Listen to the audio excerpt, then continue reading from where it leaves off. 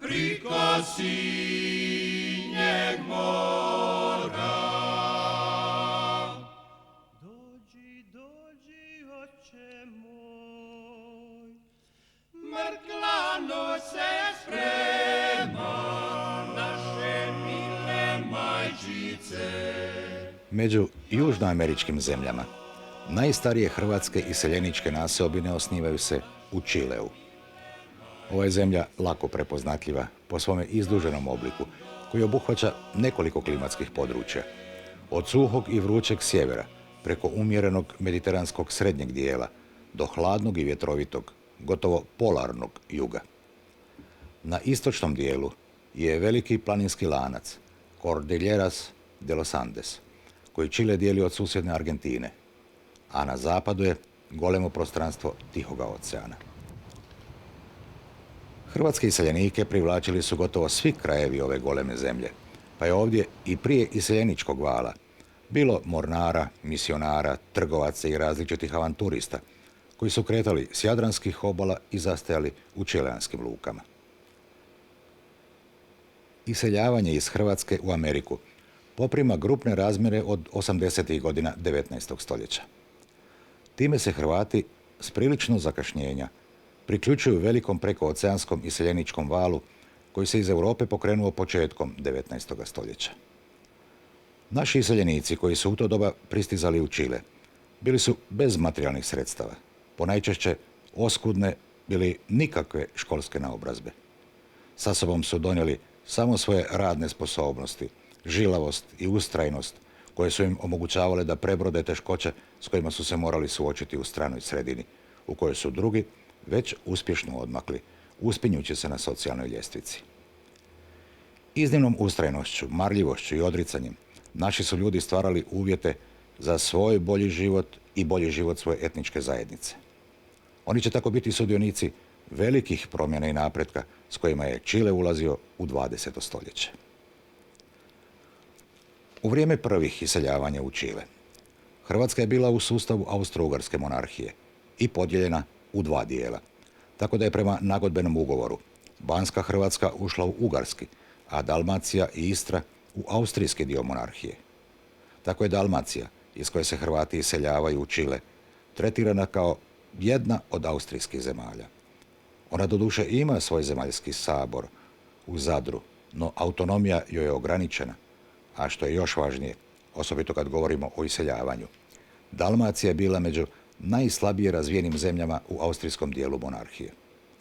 Razlog za to je izostanak državne potpore dalmatinskom gospodarstvu, jer je Beč na Dalmaciju gledao isključivo kao na vojno-strateško područje. U Dalmaciji se vjerovalo da se ti problemi mogu riješiti jedino sjedinjenjem s Banskom Hrvatskom. Stoga se 60. godina 19. stoljeća javlja pokret za sjedinjenje, koji predvodi Narodna stranka. Njoj će se suprotstaviti autonomaši, ili kako su ih još zvali, tolomaši, koji su za Dalmaciju tražili autonomni status. Premda će Narodna stranka 70. godina pobijediti na izborima, sjedinjenje Dalmacije s Banskom Hrvatskom neće se ostvariti sve do propasti monarhije. Uzroci zbog kojih Hrvati iseljavaju u Ameriku su brojni i međusobno se isprepleću. Kao što se politika i gospodarstvo međusobno uvjetuju, tako je i iseljavanje njihova zajednička posljedica. Zato je ovdje podjela na političke i gospodarske uzroke jedva održiva. Gospodarska zaostalost Hrvatske u izravnoj je svezi s njezinim političkim položajem u Austro-Ugarskoj monarhiji. Zbog toga je svaki gospodarski emigrant u ono doba bio posredno i politički emigrant. No ni tu ne valja pretjerivati. Tragom te tvrdnje lako bismo mogli zaključiti da iseljavanja ne bi bilo da je Hrvatska bila samostalna država. No u tome nas opovrgava iseljavanje iz gotovo svih europskih država, koje je u to doba bilo vrlo intenzivno. Računa se da je tada iz Europe iselilo više od 20 milijuna ljudi. Čile je svoju nezavisnost od Španjolske stekao 1810. godine, a 8 godina kasnije postao je republikom. U drugoj polovini 19. stoljeća, kada počinju stizati prve grupe hrvatskih doseljenika, bio je već dobro organizirana pravna država. Zakoni te zemlje poticali su useljavanje, postavljajući jedino uvjete da doseljenici budu pismeni, zdravi i sposobni za rad. Tako da od tog doba useljenici stalno pridolaze. Španjolska je Čileu u nasljeđe ostavila svoj jezik, tradicije i običaje. Ipak, Čile se mijenjao s dolaskom drugih europskih doseljenika. Tako i dan danas brojna irska, engleska, njemačka, francuska i hrvatska imena svjedoče o čileanskoj povezanosti s europskim zemljama i narodima. U namjeri da nastane južni dio zemlje, koji je bio nenaseljen i u kojem su obitavala isključivo indijanska plemena, čileanska je vlada 1843. godine na obali Magellanova prolaza podigla malu tvrđavu Bulnes, nazvanu po ondašnjem predsjedniku Republike Manuelu Bulnesu. Namjera je bila da to bude kaznena kolonija za kriminalce iz cijele države. Tom je prigodom zabilježeno da su na brodu čileanske ratne mornarice, koji je dopremao hranu za ovu utvrdu, bila i 3 hrvatska mornara: Antonio Lentić, Antonio Zupčić i Esteban Košta. Znamo da su oni ostali nekoliko godina na službi u ovoj koloniji, ali im se kasnije izgubio trag. Ovo mjesto nije bilo pogodno za život, jer nije imalo pitke vode, a često su ga napadali indijanski domorodci. Nakon 6 godina tvrđava Bulnes je napuštena i kolonija se premjestila 50 km sjevernije, na prostor današnjega grada Punta Arenasa. Ovdje će se brzo razviti grad, u čijoj će izgradnji i razvitku uz brojne druge, mahom europske doseljenike, sudjelovati i Hrvati. Tako će Punta Arenas ubrzo postati središtem najjužnije čileanske pokrajine Magallanes. Povjesničar hrvatskog iseljeništva na ovim prostorima, Luka Bonačić-Dorić, ovako opisuje njegovu prirodnu sredinu. Čarobni grad Punta Arenas, važni čileanski kulturni i ekonomski centar, nazvan draguljem magaljanskog tjesnaca, nalazi se na krajnjoj južnoj točki američkog kontinenta. Nasuprot njemu, na drugoj obali glasovitog prolaza, na velikom poznatom otoku ognjene zemlje, nalazi se gradić Porvenir. Uz obje obale kanala i duboko unutrašnjo zemlje prostiru se mnoga brda i velike valovite ravnice, prikladne za marvogojstvo. Treće poveće mjesto pokrajine je Puerto Natales, sa svojom slikovitom okolicom, fjordovima, modrim jezerima i vodnim padovima, brežuljcima i snježnim visovima te mnogobrojnim ostrvljem i kanalima. Nalazi se sjeverno od glavnog grada Punta Arenasa. Prvi naš čovjek koji je 1872. stigao u Punta Arenas, pomorski je kapetan Petar Zambelić, rodom iz Boke Kotorske. On je istraživao kanale oko Magallanova prolaza, a potom dobio namještenje da kao pilot vodi brodove kroz prolaz. Ipak, stalna nazočnost Hrvata na ovom prostoru započinje 1863. godine, dolaskom Matea Paravića u istočnu Patagoniju. On se rodio u Krasici, kod Bakra, a bio je angažiran u vjerskom udruženju Patagonian Missionary Society i u tu svrhu školovao se u Engleskoj.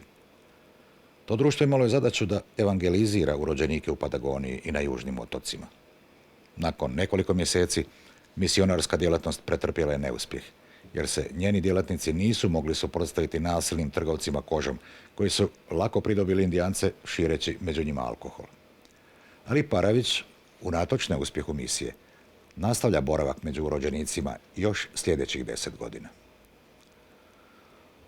U to vrijeme, ovdje u riječici Rio de las Minas, sjeverno od Punta Arenasa, otkriveno je zlato. Vijest o nalazištu brzo se širila, pa će na ove prostore početi pristizati tragači za zlatom, a među njima i mnogi Hrvati, koji su dotada bili nastanjeni u drugim državama Južne Amerike. Nedugo potom otkriven je zlatni pijesak i u blizini Djevičanskog rta, na istočnom ulazu u Magallanov prolaz. Naš Matej Paravić oženio se u Punta Arenasu 1876. a kasnije doveo brata Šimuna, a ovaj sina Ivana. Braća su kasnije kupila i Drenjake, zahvaljujući kojima su uspješno radili sve dok Matej nije stradao u brodolomu 1889. godine. Njegov će brat Simon Paravić nastaviti plovidbu duž opasnih kanala i otočja južnog arhipelaga. Aquí tengo una separata del boletín de la Academia de Historia Naval y Marítima de Chile. Es el boletín número 4, que se publicó en el año 2000, hace 2 años atrás, y corresponde a los comentarios que yo hice del viaje que hizo mi abuelo Simón Juan Paravich Tadeyevich en su viaje del Escampavía Toro al Canal Bigle entre el 1 y el 15 de octubre de 1888. Este trabajo corresponde a esta libreta que permaneció en esta familia desde hace 122 años.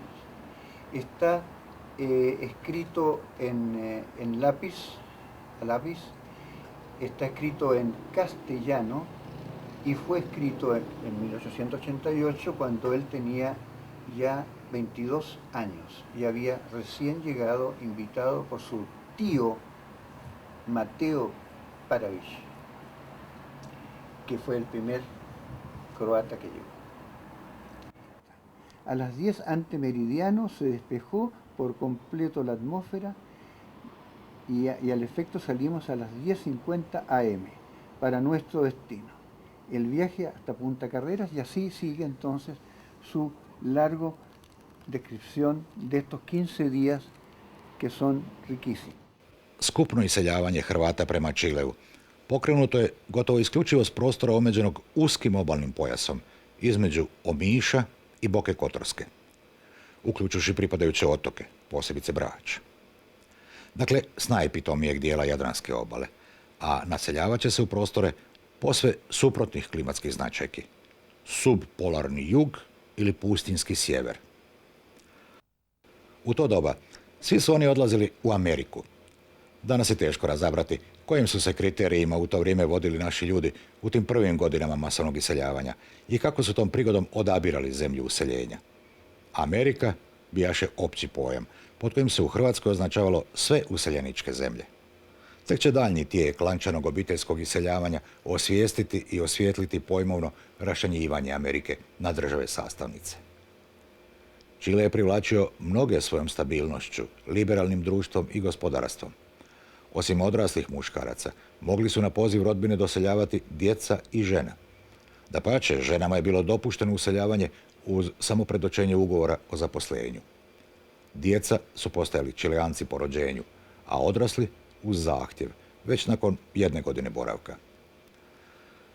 Znakovito je pisanje Splitskog pučkog lista od 18. studenoga 1892. godine.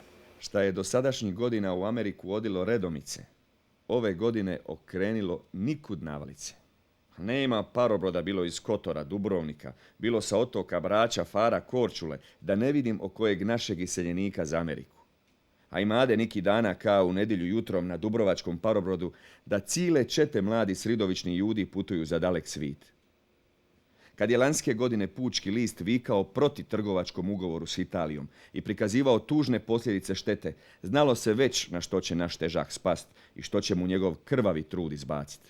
Dio tog trgovačkog ugovora s Italijom, o kojem se govori u članku, glasovita je vinska klauzula, koja se poput refrena pojavljuje u svakoj raspravi o pokretaču prvog iseljeničkog vala iz Dalmacije. Da bi jače privukla Italiju kao nepouzdanog člana Trojnog saveza, Austrija je s njom 1891. sklopila trgovački ugovor, dio kojega je vinska klauzula, prema kojoj se kvalitetno i jeftino talijansko vino može gotovo bez carine uvoziti na austro-ugarsko tržište. To je imalo katastrofalne posljedice na gospodarstvo Dalmacije, čija je osnovica bila upravo proizvodnja vina. Nedugo nakon vinske klauzule, vinogradarstvo će stradati od filoksere, bolesti loze koja se postupno širila od sjevera prema jugu Dalmacije. Iseljavanje iz Austro-Ugarske pogodovalo je i nepostojanje politike i zakonodavstva koji bi regulirali ovu prevažnu društvenu pojavu. Stoga će iz Hrvatske do Prvoga svjetskog rata iseliti u prekomorske zemlje čak 14% mahom radno aktivnog stanovništva. Jedan dio tog velikog iseljeničkog vala kretao se prema Čileu. Činjenica je ipak da mnogi Hrvati koji se u to vrijeme upućuju preko oceana svoje iseljavanje doživljavaju kao svojevrsno progonstvo. Ovo je važno imati na umu, jer bismo inače teško mogli objasniti njihova politička opredjeljenja u novoj sredini, koja su kod velikog broja bila izrazito anti-austrijska. Duga i mukotrpna putovanja jedrenjacima, a kasnije i parobrodskim linijama iz Europe za Južnu Ameriku, završavala su najčešće u Buenos Airesu. Da bi se stiglo na Pacifičku obalu, trebalo je prijeći visoke planinske masive Kordiljera, kroz koje se samo dijelom putovalo željeznicom. Nakon toga, znatan dio putovanja nastavljao se na mazgama, jer je to bio jedini način da se prođe uzanim planinskim prijevojima, često kroz visok snijeg, vjetar i hladnoću. El sábado pasado se hizo aquí la inauguración de un monumento que hizo el gobierno de Italia al inmigrante italiano que llegó a nuestra ciudad. Y para ese monumento es la figura de una mula sin cabeza, con un manto de metal que vamos a ver posteriormente, y se llama Felicia de los Andes. Ese es un monumento personalizado en mi bisabuela, que cruzó a finales de 1800 los Andes en una mula con mi abuela de 4 años en brazos. No tiene cabeza porque las mulas, para poder atravesar la cordillera, tenían que vendarle los ojos, porque si no se podían despeñar, se caían. Era un viaje muy peligroso, pero eso quiere, en la persona de Felicia, era homenajear a todas las mujeres y hombres que de Italia también llegaron a nuestra ciudad, así como llegaron los croatas también. Esta es la relación que se produce entre Europa i nuestra ciudad de Iquique. Jedina ozbiljnija prepreka doseljavanju naših ljudi bila je udaljenost ove zemlje na drugoj strani svijeta. Putovanje preko oceana, osobito u početku, bilo je dugotrajno i nesigurno. To nam najbolje svjedoče bezbrojni zavjetni darovi, makete brodova, slike jedrenjaka u olujnim morima, koje se mogu vidjeti u mnogim crkvama na našoj obali, a osobito onima posvećenima Svetom Nikoli. I sve je to trebalo skupo platiti, dok masovni prijevoz i konkurencija nisu snizili cijenu karte. Prema cjeniku ovlaštenog agenta za prekomorska putovanja Josipa Ribolija iz Splita, godine 1907. cijena brodske karte za Punta Arenas iznosila je 355, a za Antofagastu 510 kruna. To nam danas ne govori mnogo. No ako cijenu karte pretvorimo u količinu vina koju je trebalo prodati da bi se platila, onda nam je posve razumljiva glavobolja. Dakle, do Punta Arenasa se te 1907. godine putovalo za 7, a do Antofagaste za 10 hektolitara vina. No već sljedeće godine cijena vina je pala, te ga je u listopadu 1908. godine trebalo prodati gotovo dvostruko više da bi se kupila karta za ta čileanska odredišta. Cijena prijevoza činila je samo dio troškova prigodom iseljenja. Unatoč svemu, odlazak je bio svečanost za emigranta, njegovu obitelj, pa i za cijelo mjesto. No pjesma koja se tom prigodom orila dalmatinskim kalama i rivama, mnogima je zastala u grlu već na brodu. Novi život u koji su kročili bit će ispunjen neizvjesnošću i odricanjem. Prvom naraštaju čilijanskih Hrvata dugo neće biti do pjesme, jer će im svaki korak u novoj sredini donositi i novo iskušenje. U to vrijeme još nije bio prokopan Panamski kanal, pa se Čile nalazio na pomorskom putu za Kaliforniju koji je vodio uz obale Južne Amerike kroz Magellanov prolaz. To je uz zlatnu groznicu koja je zavladala ovim prostorima pogodovalo da se Punta Arenas brzo razvija u trgovačko i lučko središte južnog dijela zemlje, a na drugoj obali Magellanova prolaza mahom hrvatski doseljenici osnovat će mjesto Porvenir, što na španjolskom znači budućnost. Oni u brojnim vodotocima na ognjenoj zemlji tragaju za zlatom. Tako će se na obje obale prolaza razvijati naselja u koja će naši ljudi pristizati u sve većem broju. Naziv Ognjena zemlja dao je portugalski moreplovac Fernando de Magallanes 1520. godine, kada je prolazeći uz njene obale po okolnim brdima vidio bezbrojne vatre što su ih palili urođenici. Ovo domorodačko stanovništva bit će početkom 20. stoljeća brutalno uništeno u srazu s pridošlim europskim kolonizatorima. Kad su stigli naši Hrvati ovdje u Magallanesu, čitavu kontinenta, ovdje najjužniji dio Amerike, bili su prisutni stanovništvo pravi Amerikanci. Te ljudi nisu bili u mogućnostima da se u dobrom stanju susret sa ne samo sa naše ljudi, nego općenito sa čilijanskom društvom, sa čilijanskom i argentinskom državom. I onda na dan danas te ljudi uglavnom vrlo malo postoji. To je na neki način je crna mrlja koje je u našem regionalnom i državnom povijestu kao čilijanska država. Ali uglavnom naši ljudi imali su najbolje srce da stvaraju na neki način veze sa domorodcima koji su bili ne samo u Punta Arenas, nego u čitavom patagonskom redu do Erthorna. Prvi dodiri s prirodnim i društvenim ambijentom Čilea vjerojatno su šokantno djelovali na mladog dalmatinskog težaka, kojemu je put u ovu daleku, nepoznatu zemlju najčešće bio i prvi odlazak iz rodnog doma uopće. Što je to značilo za patrijarhalnog Dalmatinca, razabire se iz jednog pisma što je stiglo u domovinu, a koje je objavio Pučki list 11. listopada 1895. godine. A sad ću vam pripovidat šta sam nedavno ovdje vidija i šta me je vele začudilo. Dovedoše u Punta Arenas 164 divlja indijanca iz ognjene zemlje. A među njima je bilo dice, momčadi, ljudi, sridovični i ravno 30 mladi divojaka. Ta jadna čeljad, bosa i gola, a led žestok. A žalosno je bilo pogledati di se mrznu i di im drče crna koža od studeni. Smililo se mnogima od nas, podonesemo stari gača, kaputa, postola i dado smo i onim divljacima da zaogrnu jadnu put. Ali sad je bilo da se u niku smiješ, a u niku plačeš od mila. Postole stadoše glođati zubima od glada. A kad mi to vidismo, htio smo im dati hrane, ali njihovi gospodari šibama odnaše u jednu kućetinu i spratiše i ka marvu. Tu baciše među njih sirova mršava mesa koji su divljaci razdirali ka gladni vukovi.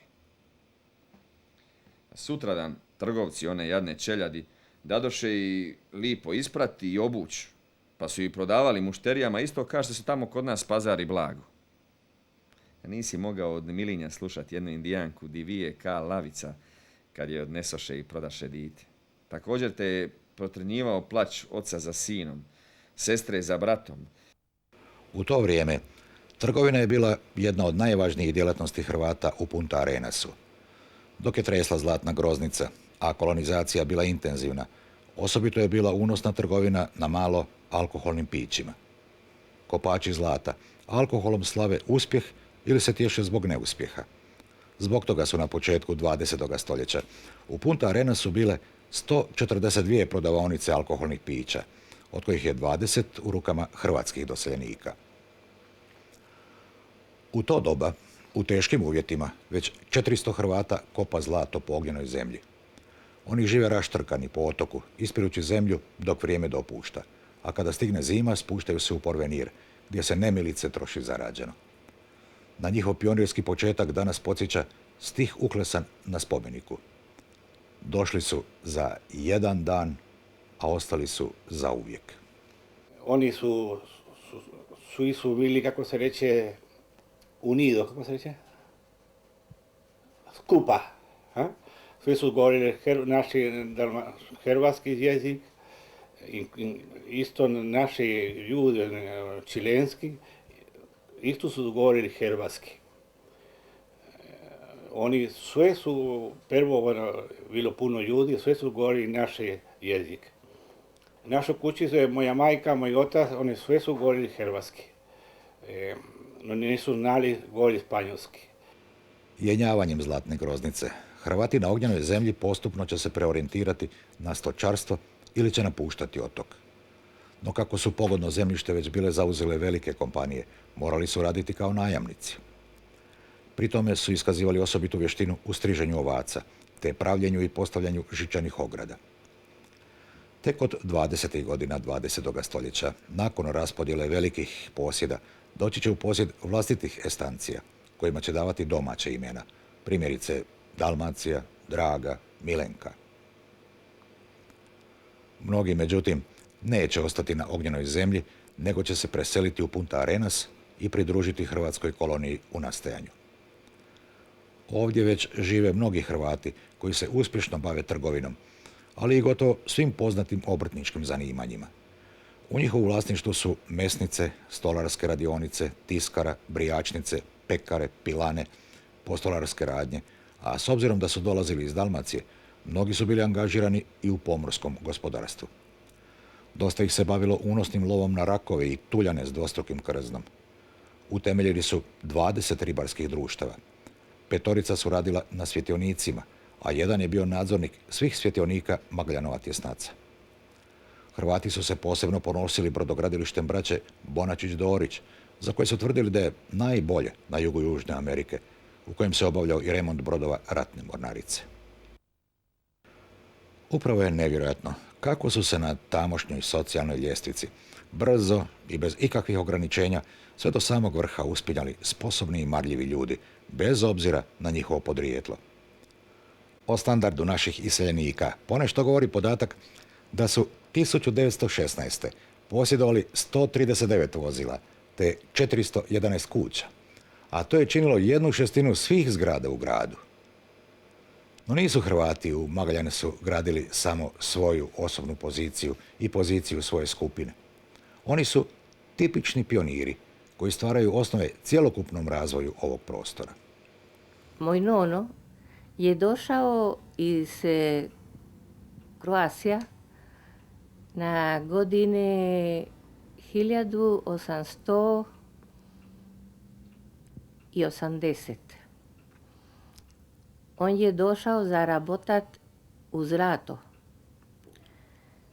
Svi su mislili onda da zlato je po kameni, a to nije bilo tako, nego je bilo mucho trabajo. Poslije on se bio zaručao namo s mojom nonom Marijeta Katunarić. A poslije od 2 godina ona je došla vamo sa sestrom. Ona je tila puno moga nonota, ma kad je vidjela ča je ovo grubo, nije bilo kako sada, ona mi je govorila uvijek da ona bi je mala finez, ona bi bila išla zvelto namo u svoju kuću. Godine 1893. na istočnim i zapadnim ulazima u Magaljanov prolaz pod vodstvom engleskog inženjera Slayta započeta je gradnja svjetionika, koji su trebali osigurati dotada opasnu i riskantnu plovidbu ovim pomorskim putem. Posebno teški bili su uvjeti gradnje svjetionika Evangelista, koji se nalazi na hridi visokoj 50 metara pred zapadnim ulazom u Magaljanov prolaz. U njegovom kopnenom zaleđu su ledenjaci, a hrid je stalno izložena olujnom vjetru i hladnim valovima, tako da je pristup moguć samo nekoliko dana u godini, kada se vjetar i more malo primire. Ove klimatske i geografske prilike čine ga jednim od najusamljenijih svjetionika na svijetu. Gradilo ga je 80 radnika, a među njima u trajnom spomenu ostaće imena naših majstora, braće Andrije, Julija i Ivana Ursića, Ivana Jaričevića, Mate Martinića i Franje Cucarića. Tako će svjetionik Evangelista ostati trajan spomen na pionirsku ulogu Hrvata u tom negostoljubivom dijelu svijeta. No, da li će ikada netko moći u cijelosti ustvrditi njihov prilog duhovnom razvitku ove daleke zemlje? Zar nije umjesno zapitati se, da li je ona ljudska sućut i pomoć dalmatinskih težaka poniženim Indijancima mogla proći nezapaženo? Ili je taj, kao i mnogi drugi primjeri humanosti, postao svojinom cijele ove sredine?